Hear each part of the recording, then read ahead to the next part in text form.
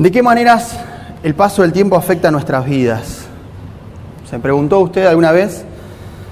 Ya hoy miramos hacia atrás, está terminando el 2024, estamos justo a la mitad de diciembre y uno siente que el año pasó muy rápido, ¿no?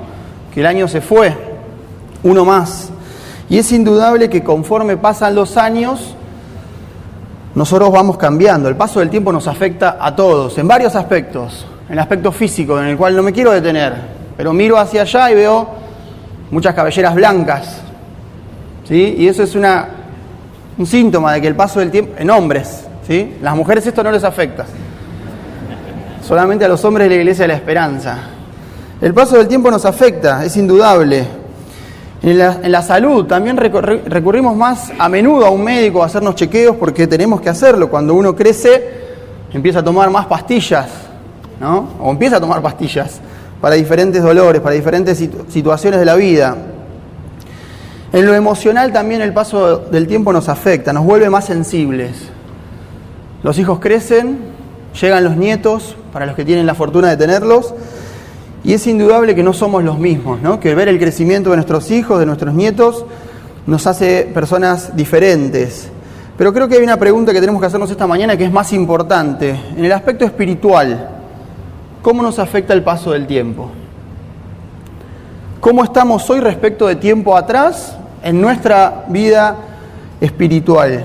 ¿Somos los mismos los que llegamos al Señor hace ya algún tiempo a lo que somos hoy? Vamos a leer en el libro de los Hechos, ahí tiene la cita. A partir del versículo 17, dice así el famoso discurso de Esteban. Pero cuando se acercaba el tiempo de la promesa que Dios había jurado a Abraham, el pueblo creció y se multiplicó en Egipto, hasta que se levantó en Egipto otro rey que no conocía a José. Este rey, usando de astucia con nuestro pueblo, maltrató a nuestros padres a fin de que expusiesen a la muerte a sus niños, para que no se propagasen.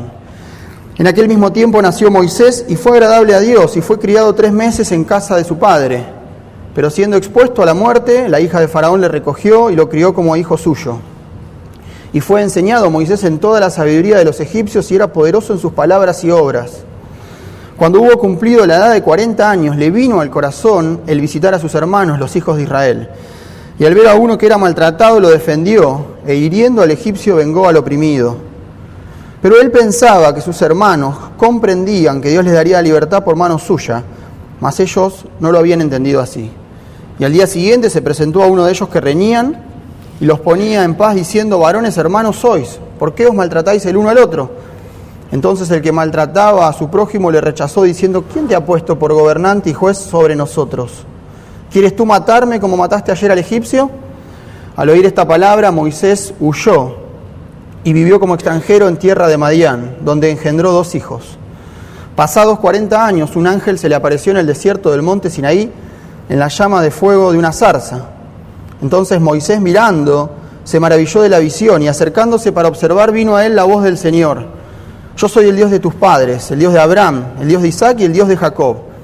Y Moisés, temblando, no se atrevía a mirar. Y le dijo el Señor: quita el calzado de tus pies, porque el lugar en que estás es tierra santa. Ciertamente he visto la aflicción de mi pueblo que está en Egipto y he oído su gemido, y he descendido para librarlos. Ahora pues ven, te enviaré a Egipto.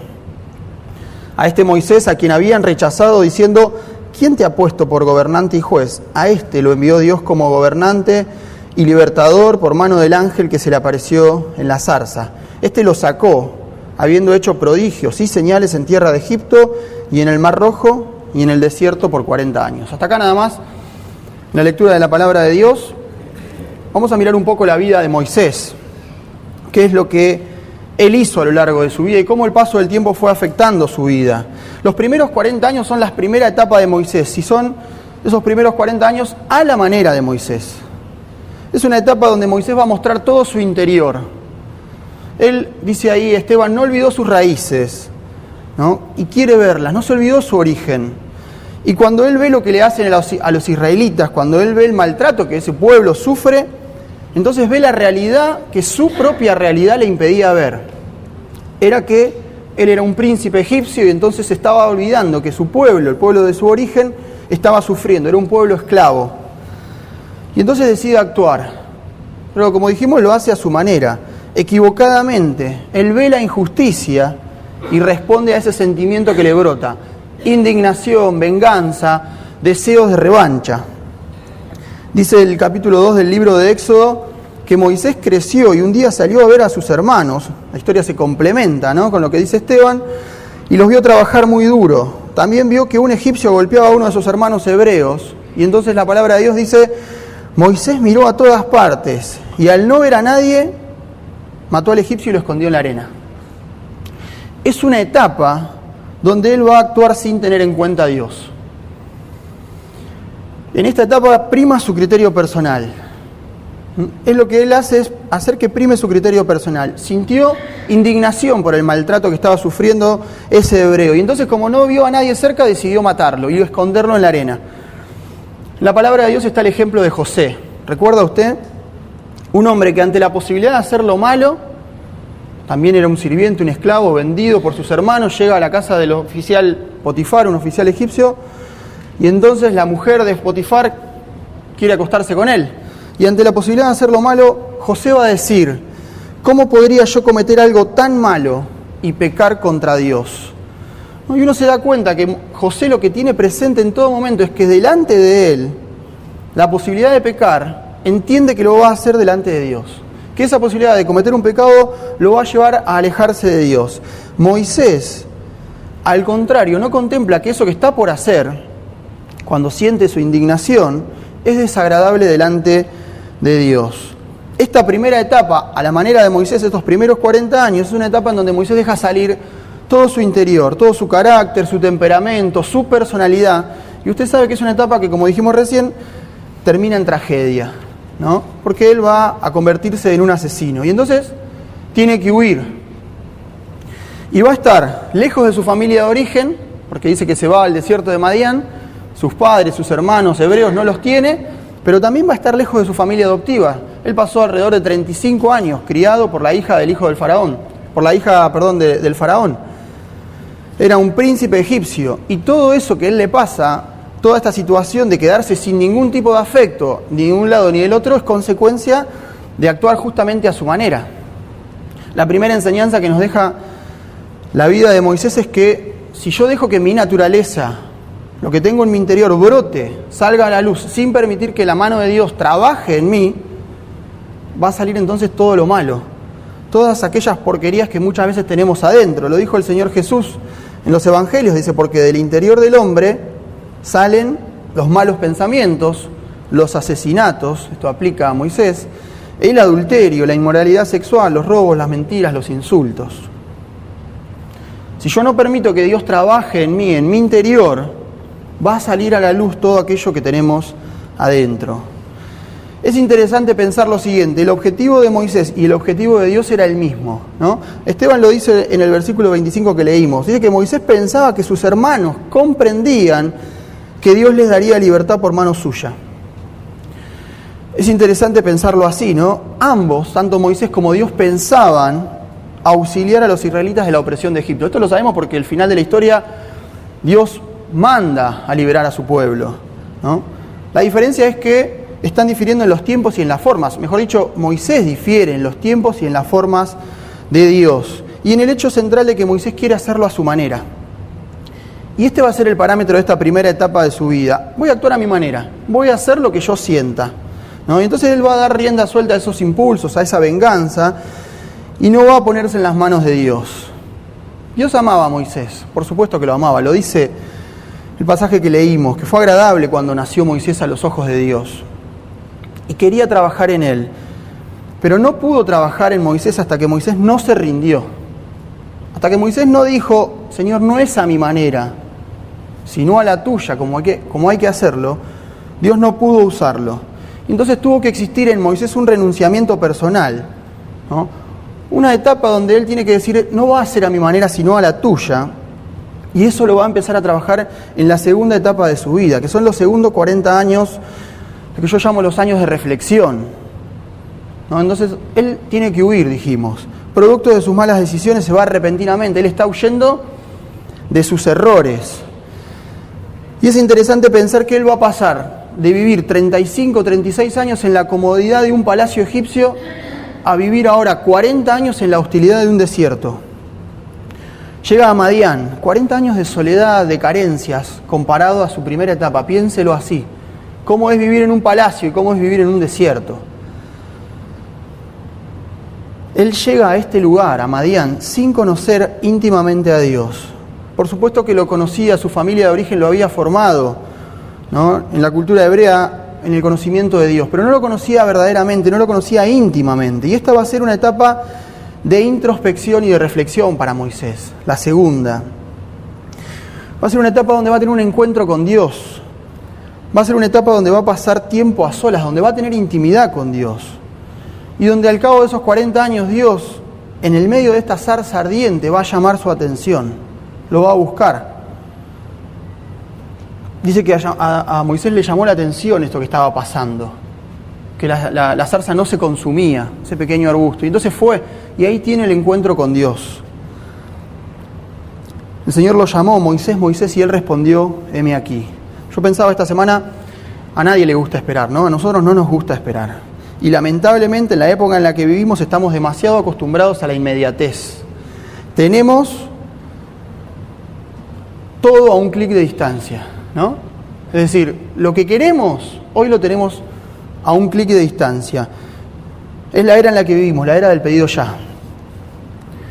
Y lamentablemente hay toda una generación creciendo bajo este concepto, sin conocer realmente lo malo que esto es para su vida. Obviamente que yo estoy a favor de la modernidad, del avance, de la tecnología. Me parece que está bien que esto suceda y que se avance. No soy una persona que reniega de eso. Pero sí siento que hay una generación que se está frustrando ante las derrotas de la vida, que no entiende el valor del esfuerzo, del sacrificio y sobre todo el tiempo, ¿no? Sin entender que muchas veces uno aprende más de una derrota que de una victoria. Y sin entender que en la vida uno va a perder más de lo que va a ganar. ¿Usted quiere construir un matrimonio sano a lo largo del tiempo? Cuesta esfuerzo, sacrificio y tiempo. ¿Quiere estudiar una carrera? ¿Quiere recibirse? Cuesta esfuerzo, sacrificio y tiempo. Y Moisés va a pasar 40 años esperando en el desierto. Tiene que esperar hasta que Dios lo llama. Y va a ser una etapa donde él va a aprender realmente a esperar en los tiempos de Dios. Y va a entender que los tiempos de Dios son perfectos. Esta segunda etapa es una etapa de preparación, donde él va a tener que trabajar en la rendición de su carácter. Él va a tener que trabajar en su ego, en su soberbia. No olvide nunca que él era un príncipe, que fue criado como tal, con los privilegios y las comodidades que eso debe haber llevado para su vida. Y de repente Dios le dice, vos tenés que estar acá ahora. Y lo va a convertir en un pastor de animales. Póngase la imagen en su cabeza, la imagen de un príncipe y la imagen de un pastor. ¿Qué diferencias, no? En esta etapa Moisés va a tener que trabajar en la paciencia para entender que las cosas son a la manera de Dios o no son. Él va a aprender que los métodos humanos no modifican realidades, ¿no? Y esto aplica para la política de hoy en día, ¿no? Creer que los métodos humanos modifican realidades. La manera en la que actuó Moisés no modificó nada. Pasan 40 años más y Dios va a tener que llamarlo diciéndole, he oído el clamor de mi pueblo en Egipto. Si Moisés había matado a un hombre pensando que así iba a iniciar una revolución, iba a cambiar algo, y su pueblo, el hebreo, todavía era esclavo, todavía seguía sufriendo. Moisés en ese lugar, en esta segunda etapa, en Madián, en ese desierto, se siente un extranjero. Había nacido en la cultura hebrea, había sido criado en la cultura egipcia, era un personaje bicultural. Y le va a poner a su hijo el nombre Gersón, que significa forastero soy en tierra ajena. Dios le dice, eras bicultural, pero llegaste acá y hoy no sos nada, no sos ni hebreo ni egipcio. ¿Sabe qué es lo maravilloso de Dios? Que es un Dios de segundas oportunidades, ¿no? Y esto lo he experimentado en mi vida. Que Él ve la potencialidad de lo que puede llegar a ser Moisés, no ve lo que es cuando sale de Egipto. Y Él ve la potencialidad de nuestra vida, ve lo que podés llegar a ser vos, solamente si dejás que Él entre en tu vida y te transforme y te cambie. Moisés aprende de Dios en esta segunda etapa, muchas cosas. pero creo que su mayor enseñanza es que Dios le dice: o volvés a mí o no serás nadie. Creo que esta etapa nos enseña que si uno está empecinado en hacer las cosas a su manera, dejando de lado a Dios en las decisiones de su vida, Dios lo va a llevar al desierto. Dios te va a llevar al desierto. Va a hacerte caminar por el aprendizaje del desierto, donde todo, metafóricamente hablando, es más duro, más difícil y más incómodo. Y creo que es una etapa en donde que si uno se propone esto, se empecina en hacer las cosas a su manera, uno va a caminar por el desierto, porque Dios va a permitir que ese desierto llegue a nuestra vida. Y al fin y al cabo vamos a aprender o vamos a aprender. Y solamente voy a poder salir de ese desierto si acepto que Dios controle todo aspecto de mi vida, toda área de mi vida. Y creo que esto no es negociable con Dios. No es que le puedo decir al Señor: Señor, voy a entregar este aspecto de mi vida, ¿no? Mi familia quiero que se maneje bajo tus parámetros, pero en mi trabajo, en otras, no lo puedo negociar. Tengo que entregar todo aspecto, toda área de mi vida para que Él la controle. De esa manera es la que voy a poder salir de ese desierto. Y esto nos lleva a la tercera etapa. Cuando Moisés está listo para salir del desierto, empieza la última etapa de su vida, los 40 años de servicio, pero esta vez a la manera de Dios.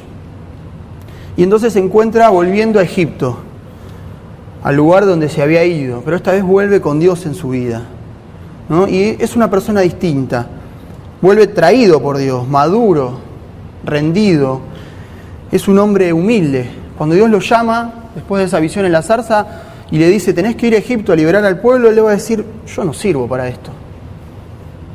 Dios le dice: tenés que ir. Reconoce su incapacidad, recibe la ayuda de Dios. El Señor le promete: ve, yo voy a estar con vos, yo te voy a acompañar. En esta etapa Moisés es el representante de Dios. Y entonces vemos que se cierra el círculo, ¿no? Que él está volviendo al lugar de donde había salido, pero ahora es otra persona. Como dijimos, la realidad de Israel no había cambiado. El que había cambiado era Moisés. No era el mismo. Había entendido la importancia de permitir que Dios trabaje en él. ¿Cómo vuelve Moisés? ¿Recuerda usted? Siendo pastor de animales. Vuelve con algo en la mano. Con una vara de pastor, ¿no? Y creo que esto también es una enseñanza para Moisés y para nosotros. Dios nos enseña que no hacen falta recursos extraordinarios. Con nuestra disposición basta. Dios trabaja con lo que tenemos en la mano. ¿Qué tenés en la mano, Moisés? Tengo una vara. Con eso alcanza. Pero no sé hablar, Señor. Soy torpe de lengua. No hace falta un curso de oratoria, Moisés. Hace falta la humildad, el reconocimiento de que sin Dios no somos nada, no somos nadie. No es Moisés, es Dios trabajando a través de él. No soy yo, no es usted, es Dios en usted, es Dios en nosotros, trabajando en nosotros. No importan tus falencias, Dios puede usarte igual. Lo que necesita es que estemos rendidos ante Él. Es que reconozcamos la necesidad que tenemos de Dios. Creo que el paso del tiempo nos permite ver el cambio que Dios operó en Moisés. Fueron 3 lugares, 3 momentos y 3 temperamentos en la misma persona, ¿no? Yo me pregunto, ¿era la misma persona? Ese Moisés que con 40 años sale, ¿es el mismo que va a iniciar el cruce del Mar Rojo y la expedición hasta la Tierra Prometida con 80 y pico de años? Déjeme decirle que nunca nadie es el mismo después de que Dios toca su corazón, ¿no? Si Dios tocó tu corazón, es indudable que no vas a ser el mismo. Y uno puede ver esto en nosotros, ¿no? Cuando Dios transforma una vida, uno se da cuenta. Esta persona era así, Dios entró en él y lo cambió, ¿no? Y esa es la maravilla de la iglesia, de que en la iglesia vemos personas que llegan de una manera derrotadas, buscando un cambio, y salen siendo transformadas por Dios. Permítame hacer una comparación de 2 pasajes. Éxodo 2, ¿no? Una comparación para ver que realmente Moisés no era el mismo. Moisés miró a todas partes y al no ver a nadie mató al egipcio y lo escondió en la arena. Y en el libro de Números, también, Números capítulo 12, ya bastante tiempo después, con el pueblo yendo hacia la tierra prometida por el desierto, Van a hablar sus hermanos mal de Moisés a sus espaldas, lo van a criticar, ¿no? Y la Biblia habla de Moisés y dice: y aquel varón Moisés era muy manso, más que todos los hombres que había sobre la tierra. Mire la palabra que usa la Biblia, ¿no? De un hombre que había sido un asesino. Dice que era el hombre más manso sobre toda la tierra. ¿Qué había pasado en Moisés? Había pasado el arado de Dios sobre su vida. No era el mismo. Me parece importante pensar esta mañana, para terminar, en qué lugar y en qué momento nos encontramos. ¿En qué lugar y en qué momento te encontrás, espiritualmente hablando, ¿no? Podemos estar en Egipto sin tener en cuenta a Dios, tomando decisiones en nuestra vida que ni siquiera lo tienen presente. Y miro hacia atrás y digo: pero en todas estas decisiones no consulté nunca con Dios. Déjeme decirle, hermano, con mucho respeto y cariño, que es una etapa en la que vas a golpearte contra una pared, creyendo equivocadamente que estás sabiendo lo que haces. Moisés creía que sabía lo que hacía cuando mató al egipcio, ¿no? Y la realidad era que su Dios era su corazón. Él hacía lo que sentía, y en ese momento sintió ganas de revancha y fue y mató. Así vive el mundo en el que vivimos nosotros, así vive nuestra sociedad, y así es la propuesta que tiene para nosotros, ¿no? Viví a tu manera. Hay un eslogan famoso que dice: la vida son 3 días y ya pasaron 2, ¿no? Y ese eslogan lo que nos propone es: hacé lo que sientas, lo que te venga a tu corazón, hacelo, porque esto se termina. La vida no son 3 días y tampoco pasaron 2, ¿sí? Es mentira. Vivir así es vivir lastimando y dañando personas, es vivir al margen de la enseñanza de Jesús, que dijo: amá a tu prójimo. Pero también es vivir en un mundo en donde vamos a recibir el daño de una sociedad a la que no le importamos. Una sociedad que mientras le seamos útiles nos va a usar, cuando dejemos de ser útiles nos va a descartar. Tal vez no estás en Egipto, tal vez estás en Madián, en el desierto, huyendo de tus errores. Puede ser esa etapa. Aprendiendo a la fuerza a esperar, a ser paciente. Déjame decirte que es el momento para tener un encuentro con Dios, pero un encuentro íntimo y real, verdadero, como lo tuvo Moisés en el desierto. Tenés que tener una relación cercana con Dios, dedicarle tiempo, pasar tiempo a solas con Él, conocerlo. Dios está llamando cada día tu atención, está mostrándote un montón de zarzas a arder para que te acerques a Él. Muchas veces nosotros elegimos no verlas. En esta etapa, Dios quiere usarte como su representante, ahí donde estás, en el lugar en el que Él te puso. Pero no lo va a hacer hasta que no estemos rendidos a Él. No lo va a hacer hasta que no reconozcamos que sin Él no somos nada. Hasta que entendamos que es con Él como guía o no es. Déjeme decirle una cosa: Dios no comparte el timón de tu vida con nada ni con nadie. O lo tenés vos o lo tiene Él, pero Él no está dispuesto a compartirlo.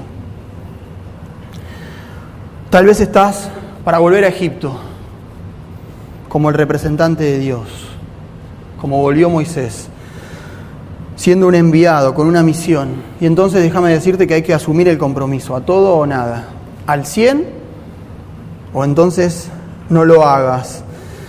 El Señor Jesús dijo y nos dejó el mandato: id por todo el mundo y predicad el Evangelio. Y creo que eso es nuestro mandato también, tenemos que hacer lo propio. Dios no quiere tus excusas, no las quiso de Moisés. No quiero escuchar tus excusas, Moisés, no sé hablar, busca a otra persona, yo no sirvo para esto. Dios no quiere nuestras excusas, quiere nuestras manos libres y dispuestas, ¿sí? Así como llegó Moisés a Madián, con las manos vacías, sin nada. Sí, era un príncipe, había estado 40 años en un palacio, pero llegó al desierto a encontrarse con Dios y no tenía nada. Las manos de Moisés fueron usadas por él para matar, pero esas mismas manos fueron usadas por Dios para liberar al pueblo y hacer milagros, ¿sí? Piensen esto, las mismas manos usadas con fines distintos. Y entonces cuando Dios encuentra manos humildes y dispuestas, cuando Dios usa tus manos humildes y dispuestas, todo está por suceder. Es la única manera en la que podemos ser usados por Dios. Y créeme que Dios quiere usarte, ¿sí? Quiere enviarte de vuelta a Egipto, al lugar de donde viniste hoy. Quiere enviarte de vuelta a esa familia que no conoce de Dios, quiere enviarte de vuelta a ese grupo de amigos, a esos conocidos, a esos contactos circunstanciales con los que te topás todos los días. Ahí quiere que actúes. El paso del tiempo, ¿sí?, reveló el amor de Dios para cambiar a Moisés. Dios es paciente con nosotros, demasiado a veces, porque nos ama. Y ese mismo amor es con el que te ama y con el que quiere cambiarte. Pero también el paso del tiempo revela que el tiempo es hoy, no mañana. El tiempo es hoy. ¿Estás listo para rendirte ante Jesús y ser transformado por Él? ¿Estás listo para asumir ese compromiso? ¿Sí? ¿Sí o no? Vamos a ponernos de pie y vamos a terminar orando.